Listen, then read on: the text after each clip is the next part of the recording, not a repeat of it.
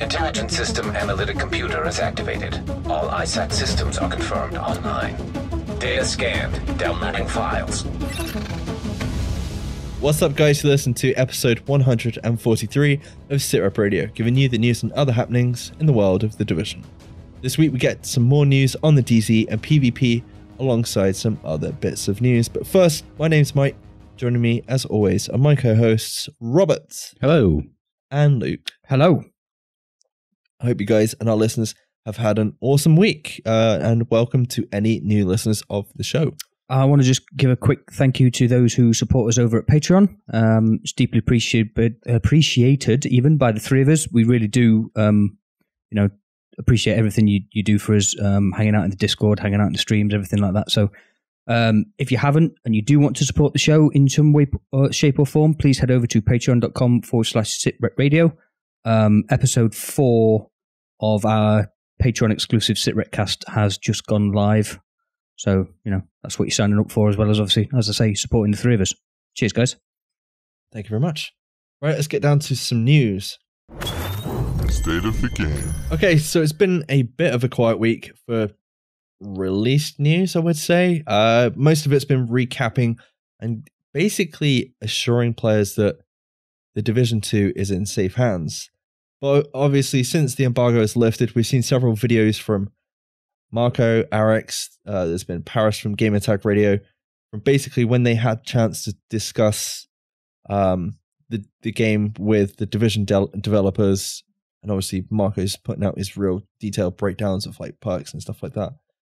And this week, on Tuesday, there was a special report from the Division team hosted by Petter from the community dev team, and he was joined by Julian Gerighty, Mathias, as well as Terry, Spier and Keith from RedStorm later on in the show.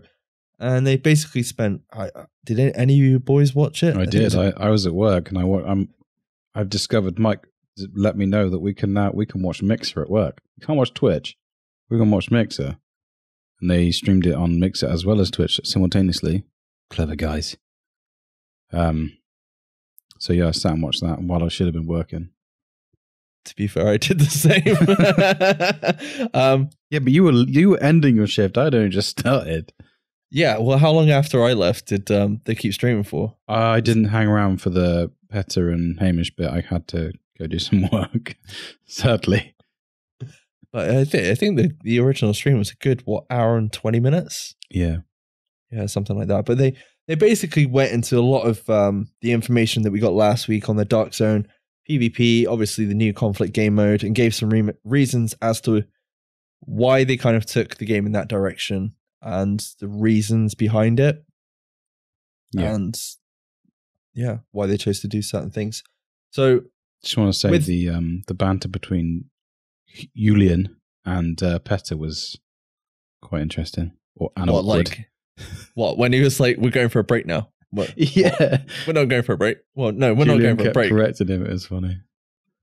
I just like the fact when he was like, and this Petter jumped in, didn't he? And he was like, "There's a state of the game's coming back soon." He's like, "Oh, I'm looking forward to that."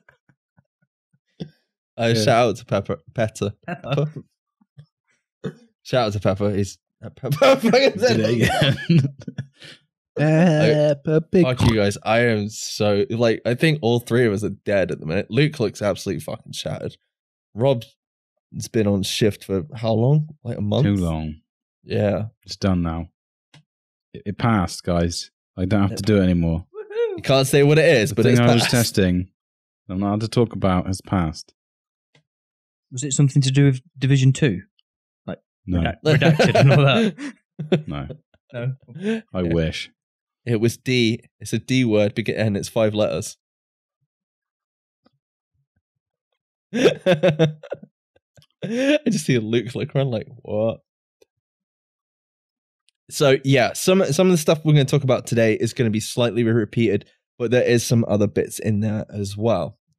Okay, so most of this I think was from the special report. So first off, we've got goals for the Division 2. It was basically there, obviously, as we said last week, to make it a fairer place where you can have a multi-layered experience, but it should also be accessible for new players venturing into the Dark Zone to hunt for loot. But now, there's something for normal players as well as hardcore players in the occupied Dark Zone. I think that is pretty straightforward, isn't it, boys? Yes. Happy? We're all nodding. We're all nodding, but yeah, I can't talk about audio medium. I can't talk about the occupied Dark Zone without getting excited and wanting to play it. So, yeah, I'm just going to let you carry on. A certain part of his anatomy is twitching.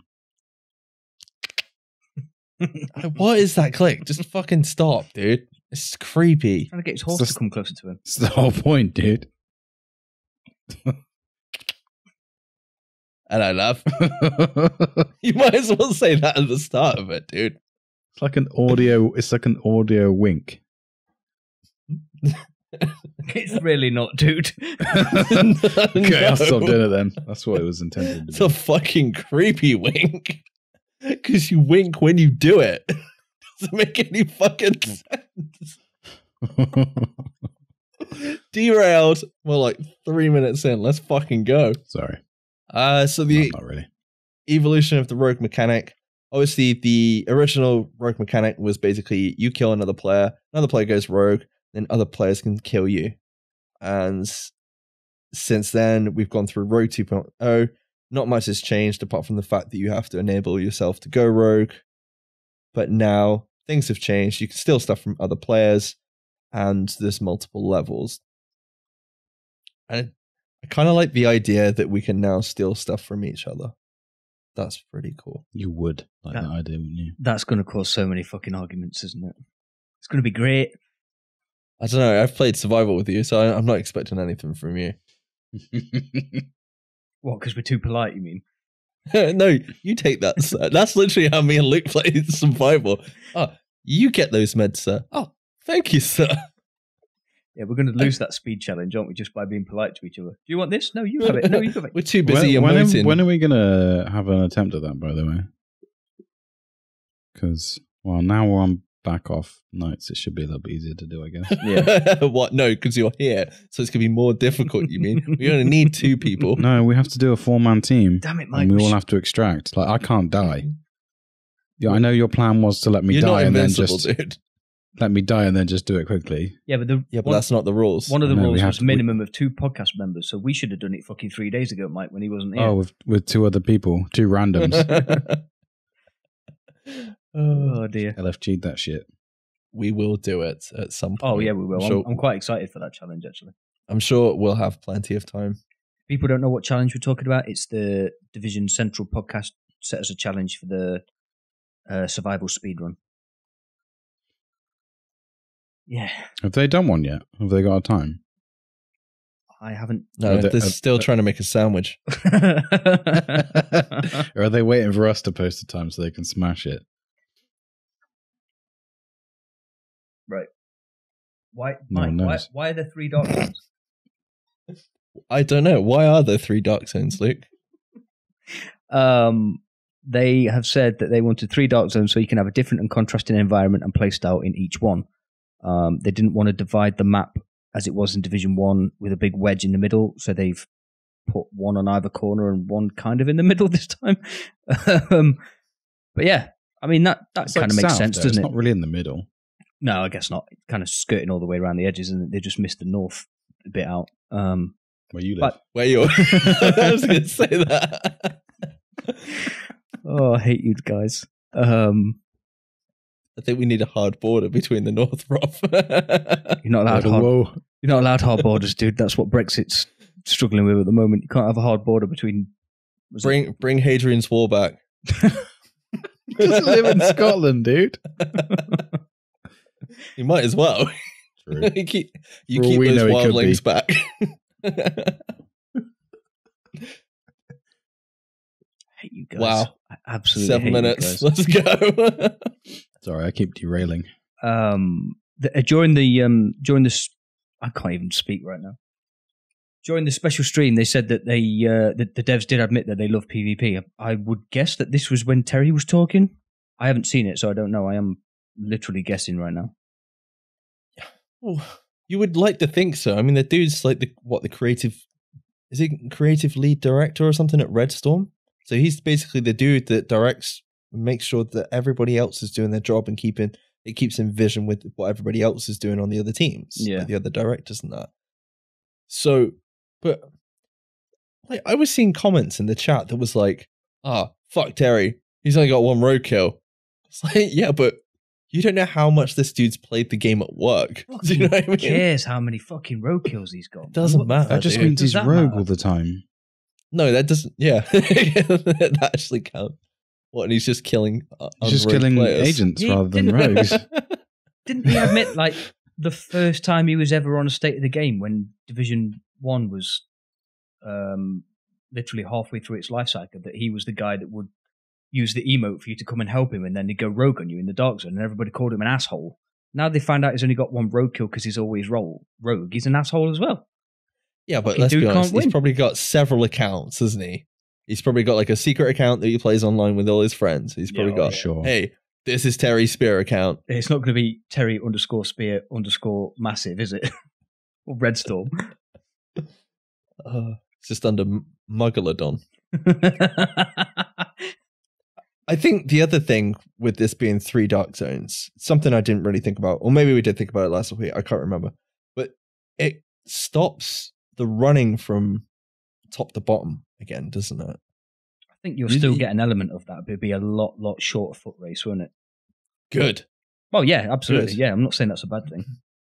And I love the fact there's different play styles. With the I mean, manhunt terminals being 3 of them spawning, you can turn 2 of them off. That's going to create some form of running anyway, isn't it? Because, you know, people are going to want that challenge. That's like I think that's ultimate going to be goal something. of DZ PvP, isn't it? You know, turn 2. I was going to say, I think that's something that a lot of people are going to do when they go rogue because they know they're going to get more from doing it. Yeah. Yeah.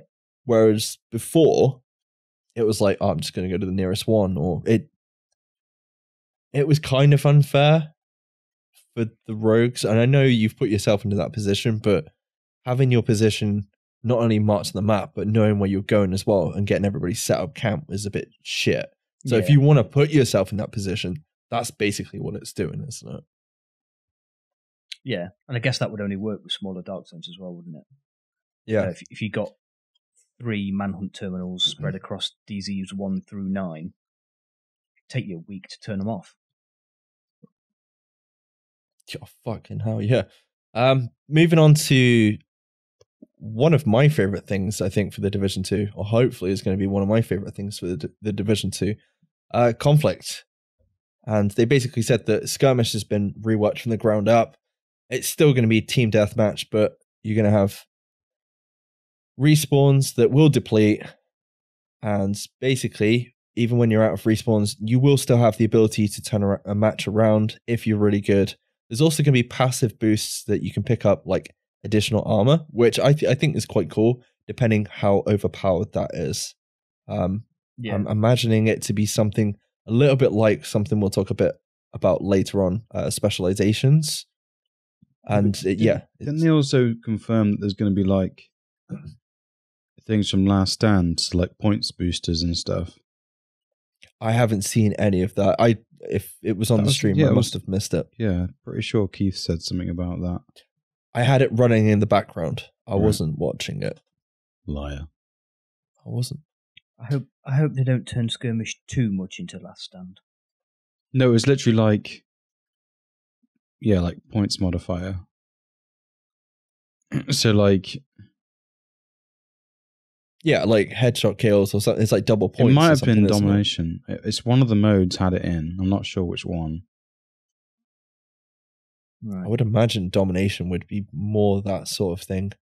But well, because you've already got an objective in that anyway. Conflict is just like team deathmatch, pretty much, isn't it? Yeah. So it would make sense to put some kind of. And did you hear about the? They talked about the specialization ammo. Yes. Where it spawns in like a Am I skipping? No, I'm not. It spawns in like a supply drop, and you kind of have to fight for it. Yeah. But also, if you kill someone that's got it, if you kill someone in the team that's got specialization ammo, you can then go and pick it up. Oh, nice. That's kind of cool, yeah. That is a cool See, touch, I wasn't too sure if it was going to do... Because that's kind of how like Destiny did it to start with, wasn't it? It would drop on the map. That's how they have it now. Is that how they have it now? Because pretty much, yeah. They had it at one point where it would build up over time, didn't they? Maybe. Or am I thinking of something else? I thought it was in the early days of Destiny 2. Maybe they did that. Maybe. Early days of Destiny 2, and I know I'm talking about it now, for fuck's sake. Oh my God. Early days of Destiny 2, you had to go and unlock your heavy ammo, I think it was called, wasn't it? Or whatever the fuck it was called. Maybe that is the case. Maybe I'm thinking of another game. You had to go and interact with a terminal. That's PvP still the same, but it only spawns once now in pretty much a game, or depending on the game mode.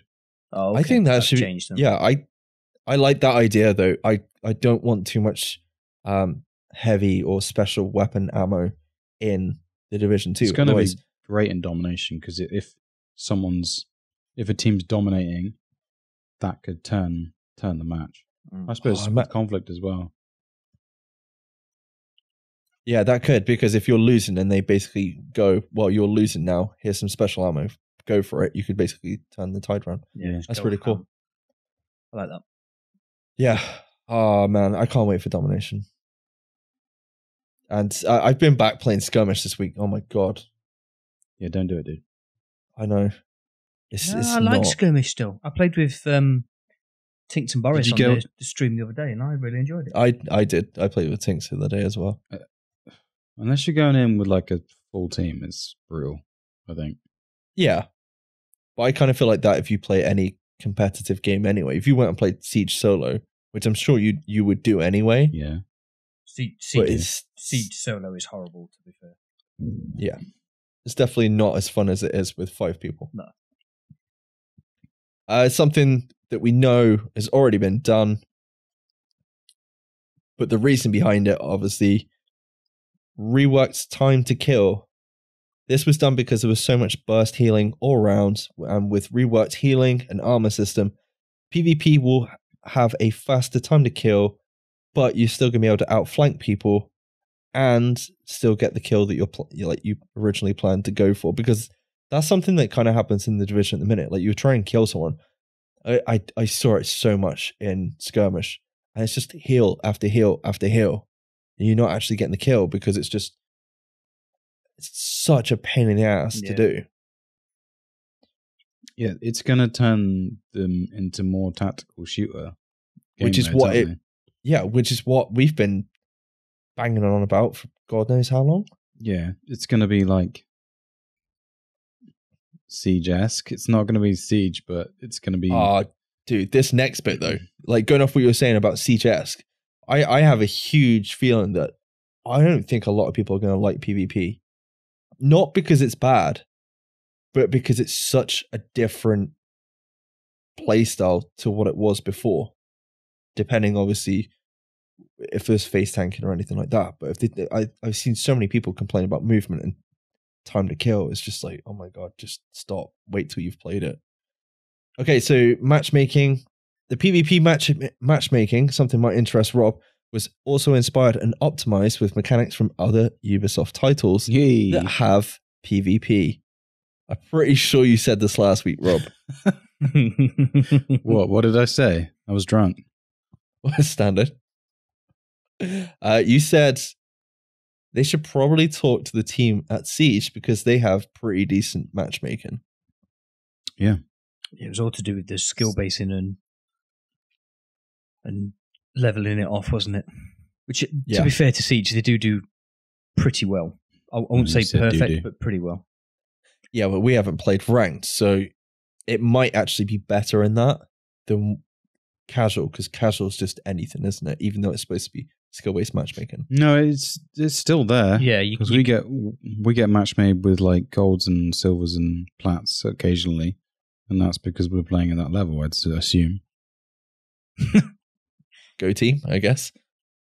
But they did follow up with skill-based matchmaking it's going to be obviously it's going to be implemented. Wins, losses are going to matter, and that is going to change who you're playing against. I think that really hit home not only what they're looking to do for the Division 2 and why they're bringing in skill-based matchmatching. I'd love to know what the system, whether they're going to use ELO or it's going to be some other version of that. I imagine it is similar to ELO, though. What does Siege use, do you know? Well, the ranked system is basically ELO. Well, I would imagine they're going to look at that as something similar, aren't they? Where they're going to be looking towards that with the experience the Siege team, and obviously Ghost Recon Wildlands has been running PvP for a little bit. Yeah. I was going to say they probably borrowed from them as well. Something else that's going to be good, they've reworked respawning to optimize minimum spawn camping and change up the spawns when too many hostile players are in the area of one team. They're custom-made maps, so... It should do, but I was watching... I can't remember whose video I was watching on YouTube, and they were at one objective, and I'm pretty sure like the other team was spawning right next to the objective, and whoever was on the objective was killing them constantly after they spawned. So I was like, it might still need a little bit of work, but hopefully that is the case. Work in progress. Yeah, true. Something a lot of people kicked up a big fuss about, basically saying, "Oh, the Division 2, why doesn't it look as good as the sequel? It doesn't look that great." I don't really know what all the fuss is about. Rob? Sorry, but before I just had a thought. Do you reckon we'll see any of these conflict or domination in the beta? I hope so. I think we might see one or the other. I think we might see one PvP mode. I think we might see one Dark Zone and probably one or two missions. Yeah, I'd agree with that. I don't think we'll see the occupied DZ. No, I hope not. And I think it would be easier for them to put conflict in than domination. Just because skirmish. Both the modes are called conflict. Oh, my bad. Sorry, skirmish. Yep. Just to put that in again, because people will get some sense of familiarity about it, won't they? So they'll know what to expect. Whereas, domination is the new shiny thing. If you put too many new shiny things in the beta, they're just going to play the brand new shit and not test stuff that's just been reworked, aren't they? So, like when Survival was in the PTS, people literally just played Survival and they had to turn it off. Well, that's a PTS, and that I understand is wrong. But I think the way we look at betas nowadays, they're not the same as they were before. I feel like betas are more of a marketing tool, which I could be wrong on that, but they're also to test servers as well. That seems to be more the case than anything else. Stress test. Yeah, stress testing servers. And obviously, there's going to be people giving feedback and people properly testing it. But to the average Joe, they just want people on the servers to test it to make sure, the game, like their servers are going to hold up. And also to kind of get people interested. And it's people pre-ordering the game at the end of the day, isn't it? Yeah. Hype train, mother trucker. But yeah, they gave clarification about the visuals. I think, was it on PC that they stated this? Because they were playing on PC on the... They were definitely playing on PC. That's the first time we've seen footage from the PC as well. It looked pretty good. It looked really good. But apparently they were only running with 10% object detail, and most of the visual effects were turned off. Wow. Okay, I can't wait then. It's going to look amazing. And they're basically playing on a development build, so that's why the graphics don't look probably... and why the PC kept crashing. On 1 Pi. Yeah. They had to restart a couple of times, didn't they? But you think that's not running on a live server? That's probably running separately to everything else. LAN.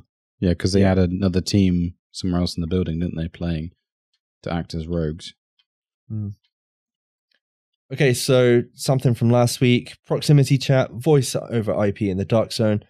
They changed it to make it more encouraging for players to venture into that area. This doesn't bother me, and I can understand it's going to kill a lot of interactions with other people in the Dark Zone, but if it cleans up the toxicity, I'm okay with it. Yeah, I'd agree with that. Clean versus contaminated loot. Your playtime, it was done so your playtime was respected.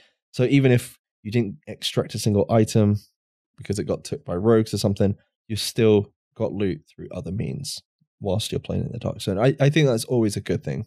You're rewarding people for playing in that area. By the looks of it, they're really trying to push a lot of people into the Dark Zone, more ever so than they did trying before. to tempt people that are like, but it's the Dark Zone, it's scary, into going rogue with the whole grey rogue system and the fact that you can still get loot no matter what. It's brilliant. Okay, so we had more information on Occupied Dark Zone. First Dark Zone that we have in the original Division is basically lawless place. Anything can happen, and it's pretty much going to be the same thing in the Occupied Dark Zone. You will have no normalization. Friendly fire will always be on, and risk versus reward is going to be set to maximum. It's going to be my build versus yours, and once you hit endgame, one of the 3 Dark Zones will be occupied, and they will rotate. They will rotate in an interval, which I think is a really fucking good idea. That's a great idea.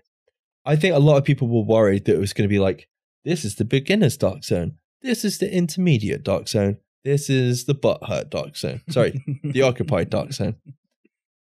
That is fantastic. I think I know I definitely said something that I hoped it would rotate last week. I think we all might have, to be fair. I think it's nice to actually get some confirmation on that, though. This more than anything is just confirmation on what we already know, or like little questions that we had about some of the stuff that we had last week. Yep. My one worry is that people are going to rush to level 30, hit this Occupied Dark Zone, farm the shit out of it, get amazing builds, and then whoever else goes in there is just going to get raped. Well, that's what... well, you can go play a different Dark Zone. Yeah. But the whole risk reward turn to 11 thing, that's going to be the best place to go to get decent loot, right? I don't think they're going to do that. I think they're going to give additional bonuses for people going into that area versus the other ones. I could be wrong, but... I disagree. I tend to agree with Rob. But it happens in every game, doesn't it? You know, some people have got a lot more time to play games than others. So my holiday time's booked. I'm going to do it. Fuck it. But let's be honest, right? I'd rather they did that. I'd rather they had one area for a few hours that was occupied, and it's like, okay, I can't go in that one, but my build as it stands, I can go into normalization, and I've got a chance, you know, rather than, all right, let me log into the PvP server, let me log into the PvE server. You know, you're quoting Dumb and Dumber right now. No. Okay. Sit down.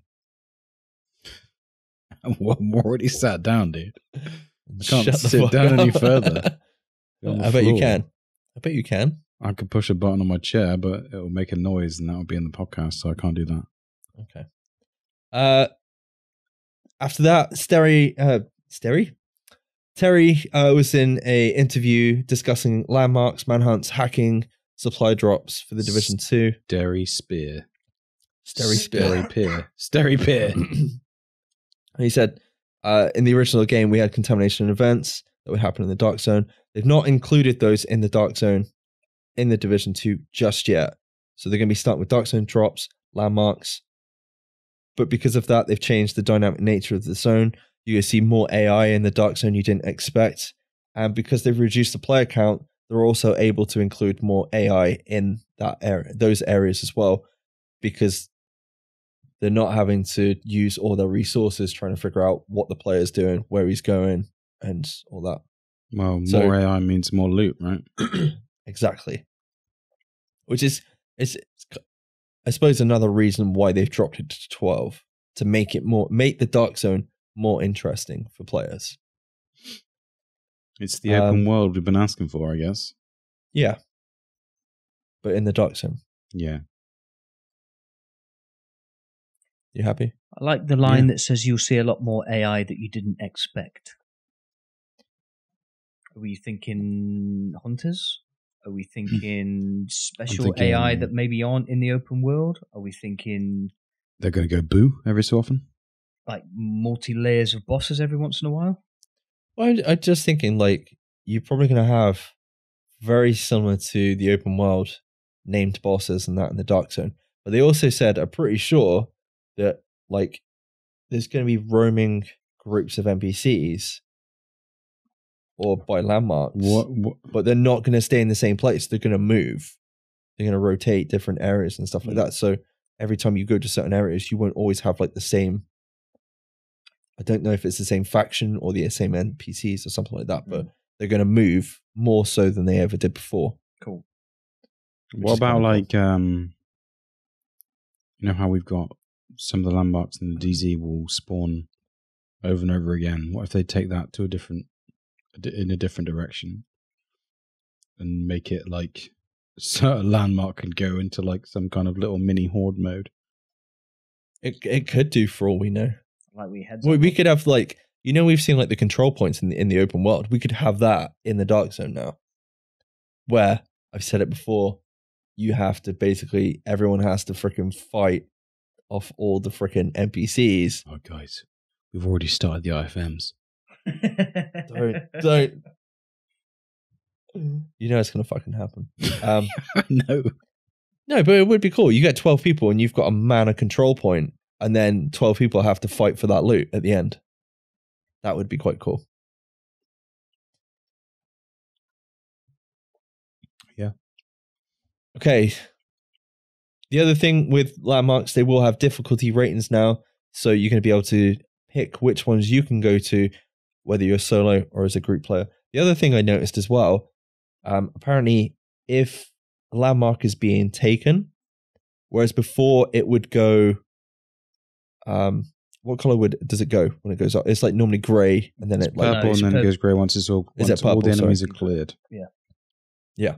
Once the enemies are cleared. Apparently this time, when a landmark's being attacked by another player or being taken down by another player, it flashes. That's good. Because people used to do like the tactic where they'd leave one enemy up and you'd hit a landmark and it was just like one dude. Something I'm really interested in is crafting. Crafting will be returning in the Division 2. And apparently Terry went on to say that the crafting system is going to be insane.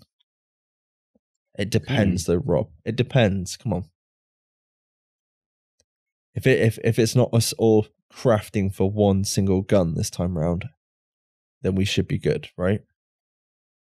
It's going to be like armor and other stuff as well, don't forget. Okay. You've gone really quiet on that. Yeah. Any thoughts? Only because what we did on the alpha. I can't really say much more than that. Okay. That's fine. They went on to talk about PvP specific gear that's required to play in PvP. And they basically said that the same gear that you get using any of the other activities can be used in PvP. They don't want it to be a place where people have to play PvP to get the best gun. Okay. It's the opposite of what Destiny's doing right now. Okay. That's a good thing or a bad thing? Yeah, that's a great thing. Okay.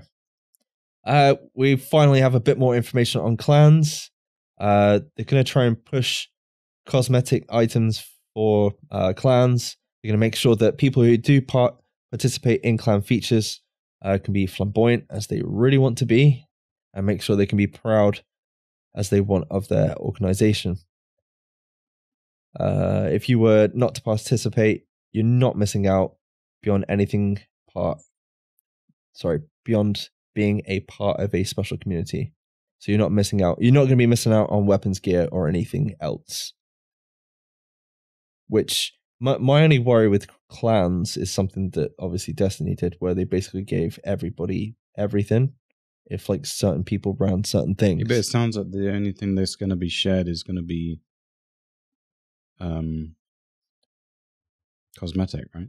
And I guess what I wonder if they've got some kind of goal system for clans, and then you get an emblem as a result of doing that as a clan. I wonder if there is a a clan, because in Destiny you have like a clan flag which you get to design on the Bungie website. I wonder if there's like a patch the clan members can design, and then you see it on your gear. That'd be pretty cool. It would. Will clans be able to matchmake and scrimmage with other clans? What do you reckon? Well, I'd hope so. Well, he said, at launch that's not going to be integrated, but I can tell that the goal is to have clans be part of all features in the game. So right now, no, there isn't a custom match with clans, but hold tight. Come on, let's go. Luke? That had better not be a little tease. That has got to be coming if they're going to say, but hold tight. Because if I hold tight and it doesn't come, I'm going to hold tight around somebody's neck. Find out a couple months' time there's a 12v12 mode, PvP mode. Oh, let's go. Clan versus clan. Just give us 4v4. That'd be enough. Right there, dude. Well, we said this last week. Just give the community custom matches and they will run with it. That will keep PvP alive. Honest to God, it will. If people can 1v1 in the Dark Zone. Use the 3 Dark Zone maps as maps. 12v12. Warzone. Done. Yeah, turn off all the landmarks, turn off all the AI, just make it a 12v12 TDM. Yeah. Clan versus clan. Be like Battlefield in the Division. So that'd be great. CDM, clan deathmatch. Let's go. Fucking hell. Okay, so server architecture and anti-cheat systems in the Division 2. Easy anti-cheat has been confirmed to be the first line of defense against cheaters, and it will prevent players from tampering with memory or any executables and data itself. That is pretty good. It's confirmed. There's anti-cheat, and it's the same one that Fortnite uses. Whether that's a good thing or not, I don't personally know. The important thing is that's the first line of defense. Yeah. That's the important thing in that statement, in my eyes. Definitely. Next up, banning players. Banning players is going to be more proactive this time, although apparently they were proactive the first time around. I don't think the system worked as well the first time around. But apparently they have new tools to analyze the data, probably from the Easy Anti-Cheat software, and it should be fairer ground. Also, the Easy Anti-Cheat software will ban players on behalf of Ubisoft if they catch them cheating. So easy. Nice. Is there going to be dedicated servers? Well, apparently everyone will be able to connect to dedicated servers, and the server will handle many things, especially AI and positioning in the game. So dedicated servers are back. We had them in the first game. I don't know what happened along the way, but... And there's 13 data center locations, right? Yeah, there's 13 data centers. They're positioned in South America, North America, Europe, Asia, and Oceania.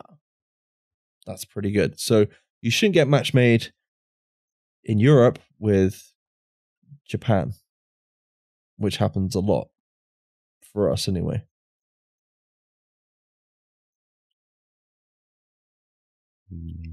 Does it? Yeah, when we've gone in the Dark Zone or something like that. Okay. And take your word for it. Apparently they've addressed many player positioning problems, including the chicken dance. Oh yeah, there was a bit on the stream where they said about the running in place bug as well. That's gone for sure. Yeah. And obviously they fixed improvements of the locomotion system with new animations and new animation systems. So that's probably why your player moves as it does in the Division 2, because it was causing a lot of problems in the first one. So they've had to go back to the drawing board, and the animation's been completely thrown out and redesigned. Raids, Rob. Yes. Do you like raids? Yeah. Everyone likes raids. Apart from Luke. Would you be glad to hear that raids for the Division 2 are looking to be more in the vein of WoW and Destiny than Incursions. Yeah, but they also said it wasn't going to be heavily mechanical. No, but they're going to have it kind of integrated between what specializations you've got, mechanics, and other splitting stuff the teams up, which we already predicted anyway because of the fact there's 8 people going in. Plus, it's fucking cool and it makes perfect sense. That's going to be the mechanics, isn't it? The splitting team and having to be able to communicate with 7 other people. Yeah. I think the other thing that really caught my attention was social puzzling. Yes. And yeah, when they said they asked about wipe mechanics as well, didn't they? Yeah. They were like, we can't say anything apart from this game. It's not going to be easy. Yeah. Luke, do you look forward to solving some sweet puzzles in the raid? Yes. Having played certain other raids. What one other raid? True. That was with 6 people, mind. This is going to be 8 people going blah blah blah blah blah. Well, yeah, it will be. You're not playing with James. It will be to start with when everybody's trying to pitch their idea forward. Like, oh, I think it's this. No, I think it's this. But you know, once you get when you start moving through the phases of the raid and you get the mechanics and the puzzles down, it's just going to be right. Luke, you do that bit. Mike, you do that bit. Rob, you do that bit. Blah blah blah. Bang, go. So yeah, I'm all game for it. I think the other thing as well is it's something you're more invested in this time round. Yeah, definitely. It's taking something you love and it's borrowing from other games and upping the difficulty. So, you're going to have Stolen Signal and some. Yeah, I'm liking the fact that they said it's not easy as well. Raids shouldn't be easy, even I know that, but I'm liking that they've confirmed it's going to be difficult. Well, the thing is, they did also say that there's going to be other end games outside of obviously the raids and the Dark Zone. That is going to be for like not more casual players, but it's going to be easier, not just for the hardcore players, and it's going to be covering like narrative and other gameplay hooks. So we could see like a horde mode come back or something, just for people that don't want to just run raids or anything else like Dark Zone. Yeah, Julian kept saying that endgame isn't just for the hardcore, so there's going to be different elements of content. It could be like different scales, so people are either going to be able to challenge themselves or go in solo and do something that's just going to be enjoyable to do.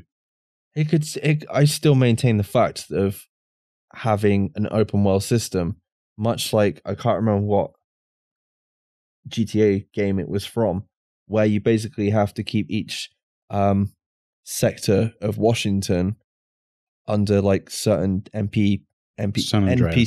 Yeah, San Andreas. What was it called? Turf Wars. It was right at the end of the game. Once you completed it, you had to then, it was like a gang war sort of thing. Yeah, you had to like maintain each sector, didn't you? Yeah, to keep it under a certain percentage, and that would be quite good for obviously open world players, But I do think it's nice that there's going to be other activities outside of that might even be mindless ones, but at least it's something to do, I think the other thing as well, off the back of raids, there's going to be definitely more than one raid because it's plural. And he did actually confirm that there is going to be more than one raid. And the raid will not release until after the Division launches. I think they're going to give you a bit of time to obviously gear up beforehand. Guessing a month. I hope it's a month. I hope they don't do what a certain other game did and drop it like a week or 2 weeks later. 2 weeks. Because that sucks. Okay, very quickly, Julian Gerighty got asked, is the Underground coming back? He said no comment. But will we see Survival return? He did say that he loves it, so I'm going to be honest, I think there's a pretty good chance that we could see it return in the next year or so. What do you reckon? I'd love it to, but I don't think it's going to. You don't reckon? No. I think it's done. I say it's an easy game mode that they can throw out there, but you're using assets that... No, I know, but you're using assets that are already there in the game. Yes, but there's no snow like and cold in Washington, D.C. So how are you going to do it? What about the, is it DC 52? I know what you're laughing at. Is it DC 52 or DC 62? It's not DC 52 because that was when the DC rebooted their comics. Oh my God. The new 52. But basically how they tried to combat the virus, wasn't it? Yeah, it was like the antiviral and it made it worse. It could be that contamination that they're trying to sort out. And you're going through that in heat. Do you know what that reminds me of? A battle royale. No. Have you played the final countdown? No, have you played the last situation on Rainbow Six Siege? No. Yes. Eric? Yes, you have, Mike. The one where you have to wear a gas mask and all you see is this yellow dust everywhere. Yeah. That. They could, do you know what I mean? They could borrow that. You literally can't see fuck all. You can see about a foot in front of your face. Or maybe that is the battle royale mode for the Division 2. There we go. Oh no, but you know what I mean? That could be the snow. You could go in. We have been confirmed to have weather effects in this game as well. There's going to be lightning and rain. You could go in while they're trying to affect an area with that stuff, and it's just a cloud. Do you know what I mean? And you can't see fuck all. Would be good. Luke? I personally think they will find a way to bring survival back. Yeah, I think it's got to. It would have to be a prequel though, wouldn't it? Because it's all like been and done. But the mission would have to be a prequel because they've already know that chemical's toxic and it's ruining the sea. Yeah, it could be something else though, couldn't it? You know, it doesn't have to be that toxic antiviral that turned out to be a viral of all of its own. It could be. It could just be as simple as it's fucking hot in DC and you need to stay hydrated. So the medicines are drinks and shit, and they could think of something else to throw in there to make it more difficult. I personally think Survivor will come back. I agree with Mike. They could, the assets that they use for Survivor would already be in game. I'm not saying it's an easy game mode for them to configure. I never said that. Yeah. I think so. And the fact that Jude, when asked about the Underground, he said just blank point, no comment. And then when he's asked about Survival, he says he loves it, and kind of just gives it a little bit more by actually wanting to talk about it. I think it might be, but I think it might be sort of a year 2 thing, maybe even year 3. Well, it could also be that thing where it's like, we love Survival, but it's never coming back. Do you know what I mean? He can't say that, but it's Underground's coming back, but he can't talk about it. So it could be completely reversed. Yeah, it could be the opposite. I'd be amazed if they made it the other way around though, and they brought Underground back and not Survival. That'd be such a bad decision. But you think how many people would love Survival to come back that loved Survival the first time around with a few changes, which they've shown that they can do? It would be a fucking awesome game mode. Yep. I honest to God think that would sell this game yet again, as they've shown that they could do.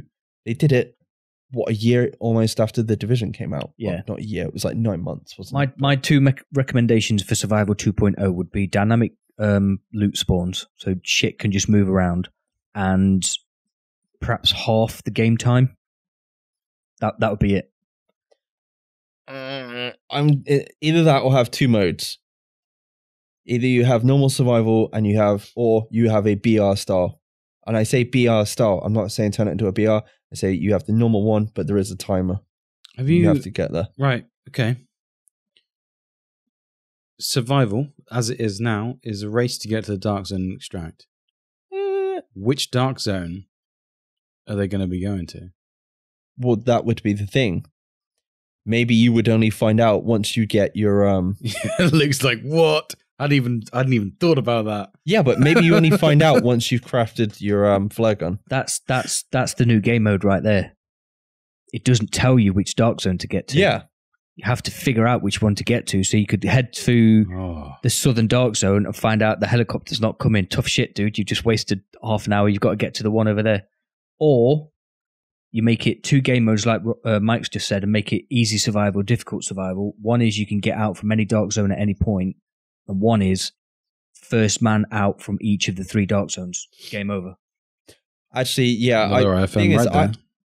I'm still of the mind that survival should be obviously survive as long as you can. That's that side of it. But then there's also the side that's kind of like, if you want to turn it into a BR, you want to keep people interested, keep people going back. You shorten the times. You make the loot dynamic. The world does not need another fucking BR. You keep saying BR. No, I'm not saying. I don't mean BR. I'm on about their version of a BR, which is survival, but just have one extraction.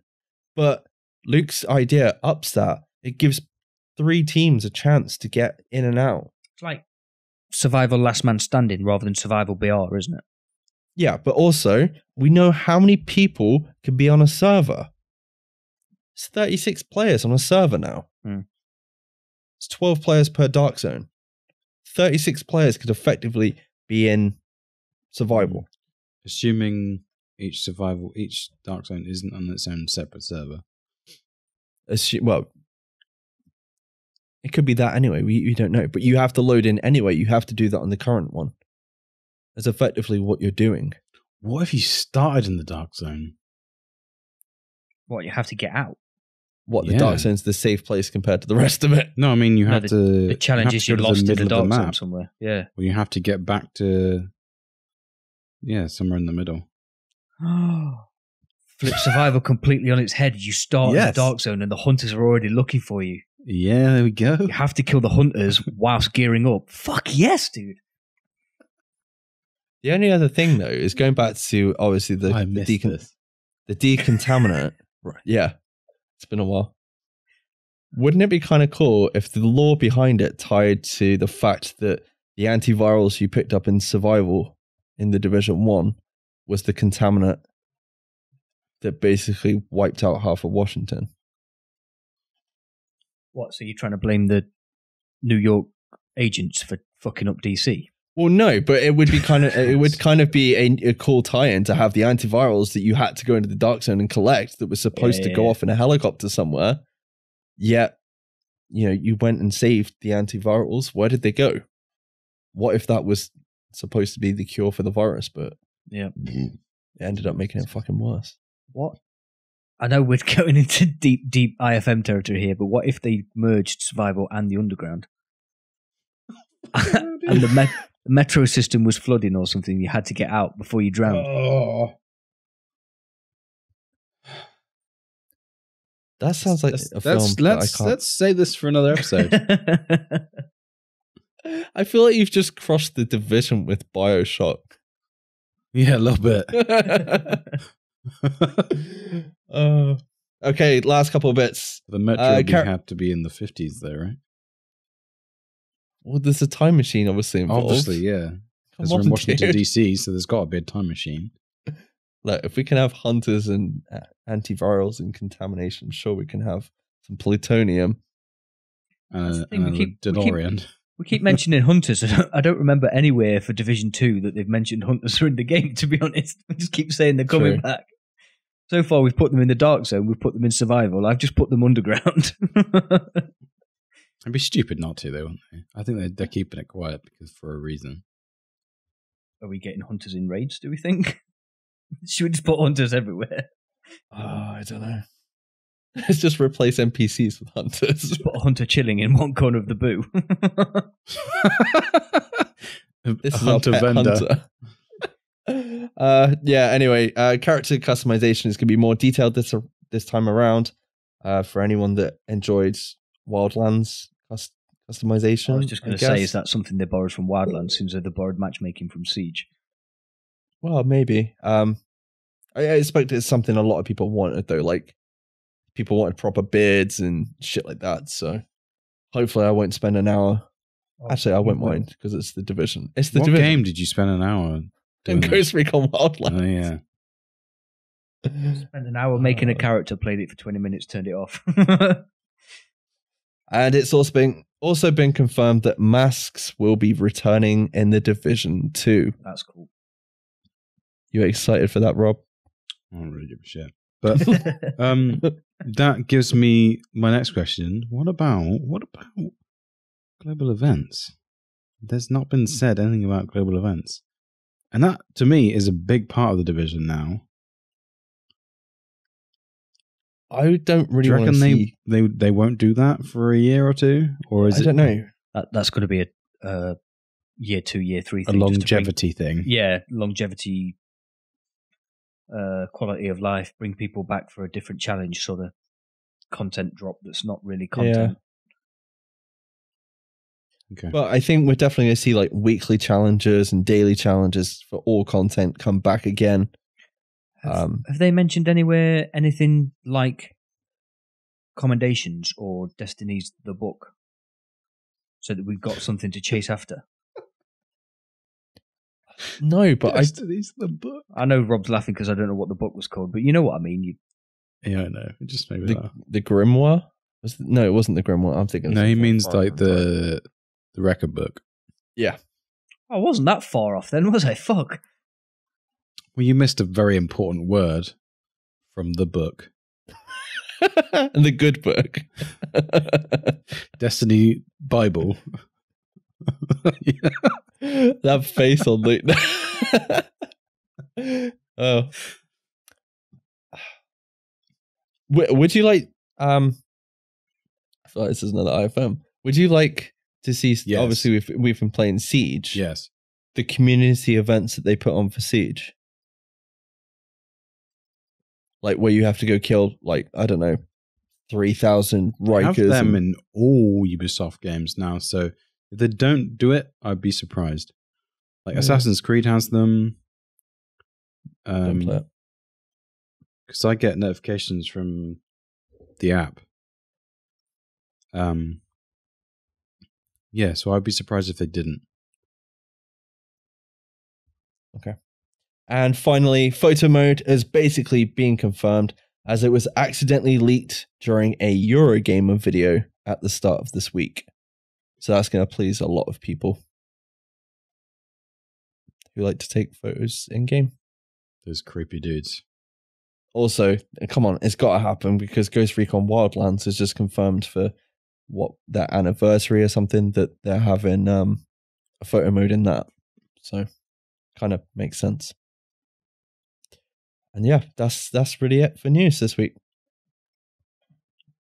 Okay, let's get down to some questions. Dad's oh my god, Dad's sock. Dead Sock Puppet on Twitter asked us and several other podcasts, would anyone else like to see a search and destroy mode from COD as a PvP game mode in the Division 2? I think it would be a pretty good choice whether or not it's normalized. Explain Thoughts? search and destroy. I think I know. Someone else. I think I know, explain that? but I don't. I couldn't. Is it like you kill someone and you pick up their dog tags, right? Yes. That kind of mode. Why am I? Like Destiny has a one. Destiny has a, I don't know what it's called. But they have a similar version where you kill someone, they drop something, you have to pick that up, and that sort of gives your team points. And then if you die and then you go pick up your own token, you get it back again. I think that's what it is. I could be completely wrong. Apologize if I am. But yeah, I think that would be a good thing. Because it's becoming more tactical, that it would be a really good game mode. If they're going to make it more tactical, I'd like to see something akin to Capture the Flag for a PvP mode. Wouldn't be a flag though. What would we capture the watch, capture the watch, capture the drone, capture what you want. Capture Rob's mum. Yeah, if you like. Okay, so next question comes from Captain Carb, and he says, listening to the latest episode, maybe you can explain why the marketing is doing this shit, but I've learned so much more of the story in these PvP videos than in this story trailer. Yeah, I know we haven't talked about the story trailer. It's kind of been a bit packed for news this week. I know we didn't talk about it last week, so because they can't we'll see what we can do. they can't really talk about the story without ruining it. I hope that's the case. Like, I'm hoping they're keeping it under wraps. yeah, why they can't reveal what's going to happen in the game, and then you'd have no reason to play it. The PvP videos are giving a little bit away, but there's probably a lot more into it than we don't know. Luke? I agree. I don't think they want to tell too much to ruin it.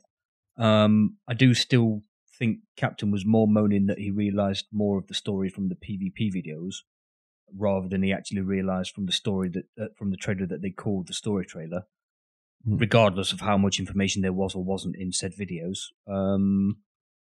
But personally, I just think the story trailer that was called the story trailer was just a little bit weak, and the PvP trailers were just that much better.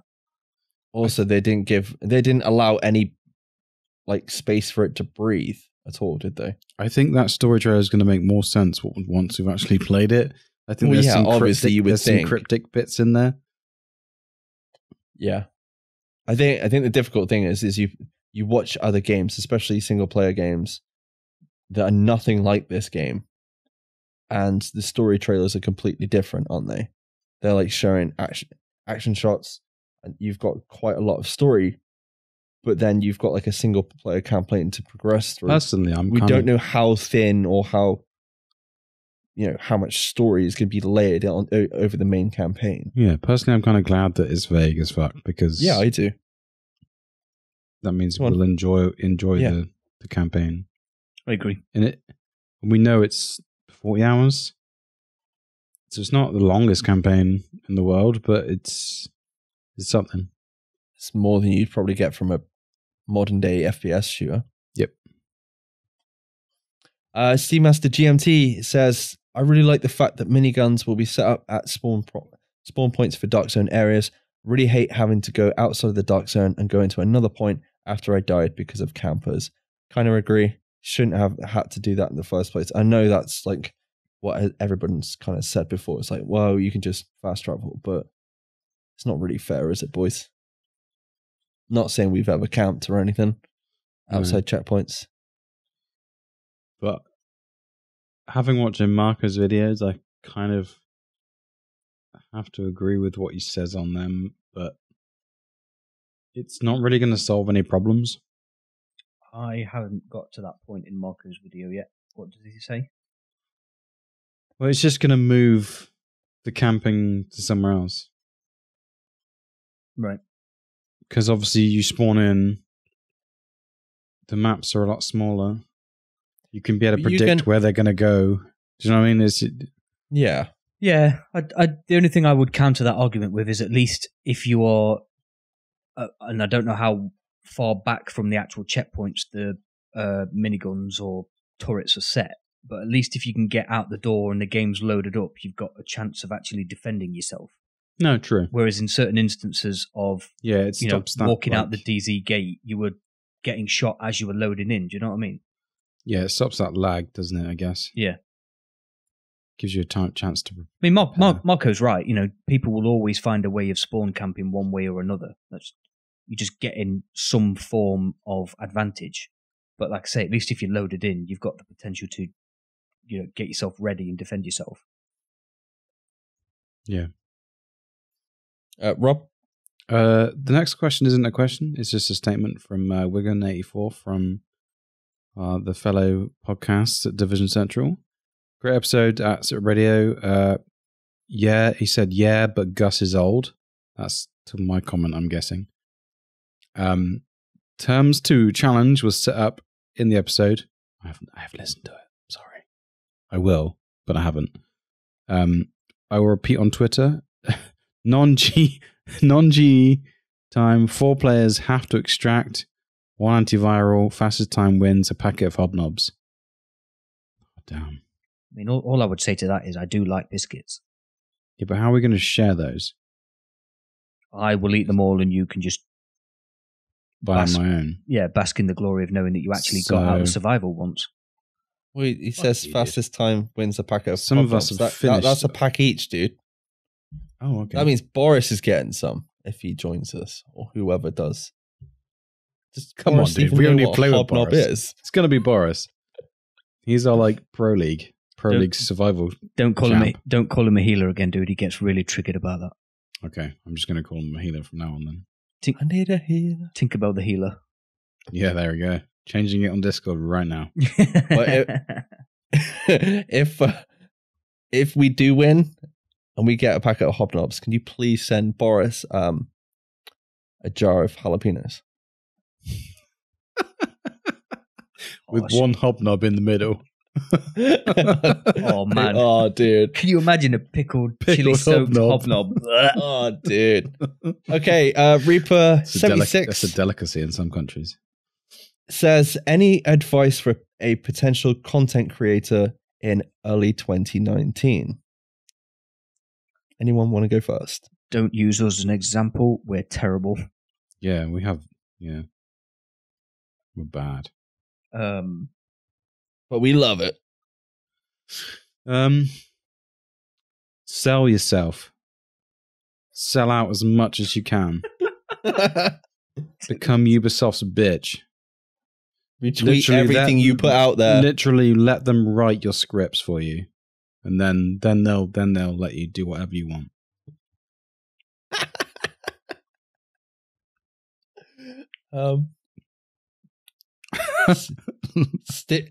Pick an emoji and stick with it, even though it doesn't make any sense in social media. Are you being ironic? Or are you having a go at someone? No, I'm just being ironic. No, in all seriousness, if you're going to do it because you want to do it, not because of everybody else. Yeah. And keep at it. Don't stop. That's all I'll say. If you're going to do something, every time you play, record it and stream it at the same time. Well, yeah, if that's what you want to do. If you're going to be putting YouTube out and streaming, that's what YouTubers do now. They record while they're streaming, then they make videos of what they've streamed. Yeah. But I'll just say it's a commitment. Yeah, That's that's what I was going to say. To do it. You know, put your heart and soul into it, but it is a commitment. You know, there are days when one of the threes would be like, "Oh, I can't be bothered tonight, lads." I mean, to be fair, that was me tonight. I couldn't be bothered. I've had a bad week, and then talking to these two has put me in a good mood, and it does it every week. Mike said it before: when he's in a shit mood, come and have a chat with us, record a podcast, have a laugh, and you're fucking ready to go for the day after. So, you know, there's a friendship element to it, but there's also a genuine love of the game that we're creating content for as well. So it's hard work, and it might not for a lot of people take a lot of time. Another thing I would suggest is create a team. Not necessarily you have to pay them anything, just like have a group of friends that are willing to play with you every time you stream. No, I'm not even joking, right? Look at Wiz, right? He has a team of people that play with him. A lot of them stream, but no one gives a shit. Luke's in Stitch. Markham has a team also. Like, they support him, and like Grumpy has his team. I love your advice, dude. We're like, go with your heart, commit to it. It's the fucking commitment, you know. I'm like, once you start, never give up. Your advice is get a team. No, Rob's advice was essentially buy some friends. It was like, get a team. I don't care if you pay them or not. I just mean, like, if you have entertaining friends, it helps. Okay? That's what I'm saying. Do you have entertaining friends? Yeah, you guys. Oh, thank you. You're fucking scraping the barrel there, dude, I tell you. Oh, fucking hell. I don't know if I want to do this anymore. Tough, dude. I think I need me a new team. Also, Reaper, when you get bored of one team, you can always sell them and get a new one. Trade them in. No, that's not what I meant, but hey. No, I know. I'm messing, dude. Can I just ask Reaper a question back, and he's can feel free to answer me in Discord, because it might be difficult anywhere else, but is he asking for advice for himself because he wants to do content in 2019, or is he just generally asking for new people that are looking to quote unquote jump on the bandwagon? Because whatever Reaper wants to do, if it's him that's putting himself forward, I'd be all in for watching or listening to whatever it is, because that dude is fucking cool. Yeah, the same, like, obviously Reaper, if you're looking to do something, we fully support you. There's also Chuck and Borry. I don't know any podcast that's going to be starting up as well. I don't watch fully any. support That's what really those guys bad. are doing. What are you doing? Are you still talking about teams? Sorry. I know. I just didn't realize I don't watch any Welsh streamers. So Reaper, there you go. It's a good shout. It can be a gimmick because all streamers have gimmicks. What, the fact he's Welsh? And a team. You're Welsh. Yeah. You bang on about being fucking Welsh. I'm half Welsh. It's not the same. Okay. Can we move along? Yeah, go for it. Christ. Quint says it's looking great and might even get a firm PvE guy like me into the dark zone. That was his thoughts on last week's news. And he did say that he personally likes the white rogue status, meaning that if you want to dip a toe into the dark side, it's a good way to encourage new players and PvE players getting into the headspace, which is pretty cool. Yep, I agree. Luke? Well, quite clearly, Mike, locked on Wilco yesterday at 2:57 a.m., because he lives upside down, said that this series of questions is for SITREP Mike. So I'm going to hand back to you. Because, listening to you say this word over and over and over again is going to be fucking hilarious. Wait, but he wants Mike to answer. Oh, God. No, he wants Mike to read the questions out. Oh, okay. At SITREP Mike, how many incendiary grenades will we be able to carry at once? Ding. How many incendiary grenades? Ding. What? I just said the same thing again. How cosmetic options? How many incendiary Ding. grenades will be OP in the Division 2? And what is your favorite thing about incendiary grenades? Ding. Do you think incendiary grenades will be the only option as they are the best? How much incendiary grenade? What? That doesn't even make sense. How much incendiary grenade could an incendiary grenade chop? If an incendiary grenade could chop wood. I'm going to say it's not going to chop wood, you fucking idiot. It's going to fucking burn it. Oh, fucking hell. And can you say incendiary grenade 5 more times for me for no reason? No. I think I've said it enough. Also, one would argue you've never said it. Also, what do you think of the current meta in Destiny 2? And how is it affecting the player base? I did they use incendiary grenade?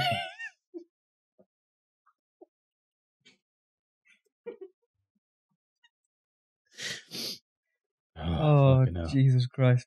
Wilco, you're an absolute legend, dude.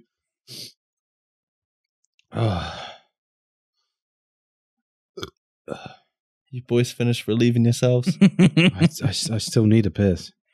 What's your favourite type of grenade in Division, Mike? Starts with a C and ends with a T. Frag. Frag. You fucking idiot. Oh God. Thank you to everyone who sent in questions and feedback this week. This has been a hell of a long episode. Yeah, it's been good though. Yeah, it's been good fun. Where can the listeners it's my bit. find us? Luke. No, it's my bit. You can Fuck you. You can find us over at SITREP Radio on Twitter, Facebook, and YouTube, as well as our personal accounts. Send any questions or feedback for the show to sitradiopod@gmail.com, or you can find us on Discord. The link will be in the show notes. So we want to hear your thoughts on the news and the topics we covered, so be sure to leave a comment and join the discussion in any of those places. Luke? Please leave a review of the show using the podcast app of your choice. We genuinely enjoy reading them all. The feedback is excellent. And despite me saying it last week, we didn't actually get any talk of poo. If you listen all the way to the very end of the show, you will hear all the juicy details about the other awesome shows that are available on the Mash Those Buttons network. Thank you. We do live stream as often as we can, so if you're interested in dropping by and chatting with us whilst we play The Division and some other games, you can find us all over at twitch.tv/SITREP Radio. We've been SITREP Radio. Thank you very much for listening to us. We'll catch you next week, agents. Bye.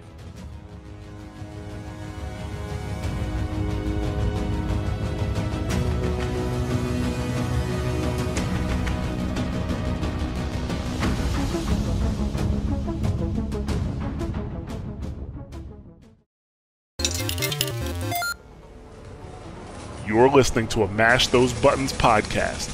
Visit mashthosebuttons.com for a full podcast schedule. Cargo secured. Extraction complete.